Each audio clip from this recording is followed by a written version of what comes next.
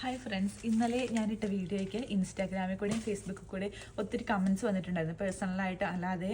അതായത് ആ വീഡിയോ അവർക്ക് ഒത്തിരി ഹെൽപ്ഫുള്ളായി എന്ന് പറഞ്ഞുകൊണ്ട്. അതുകൊണ്ട് ഇന്ന് നമുക്ക് കുറച്ച് പുതിയ പുതിയ വേർഡ്സുകൾ നമുക്കിന്ന് പഠിക്കാം.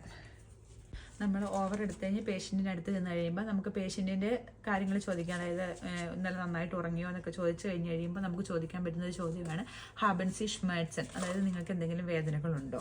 അപ്പോൾ പേഷ്യൻറ്റ് ഉണ്ടെന്ന് പറയുകയാണെങ്കിൽ നമുക്ക് ചോദിക്കാം ഔഫ് ഐനർ സ്കാല phone 1 bis 10 wie stark sind die Schmerzen എന്ന് നമുക്ക് ചോദിക്കാൻ പറ്റുന്ന ഒരു ചോദ്യം.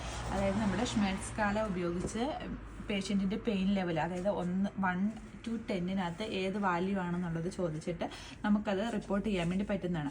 അടുത്തത് നമ്മൾ ക്യൂർ പെർ ഫ്ലീഗ്, അതായത് പേഷ്യൻറ്റിൻ്റെ ഡെയിലി കെയറിനകത്ത് ഉപയോഗിക്കാൻ പറ്റുന്ന കുറച്ച് വാക്കുകളാണ് ഞാൻ നിങ്ങൾക്ക് പരിചയപ്പെടുത്തി തരുന്നത്. ഇഷ് ഹിൽഫെ ഈനൻ ബൈ വാഷൻ, അതായത് ഞാൻ നിങ്ങളെ പാത്ത് ചെയ്യാൻ വേണ്ടി സഹായിക്കാം എന്നുള്ള മീനിങ് ആണ് അതിൻ്റെത്. അടുത്തത് ചോദിക്കാം മ്യോസ്റ്റൻ സി വാഷൻ ഓർഡർ സൊല്ലിഷ് ഈനൻ ഹെൽപ്പ് എന്ന് ചോദിക്കാം.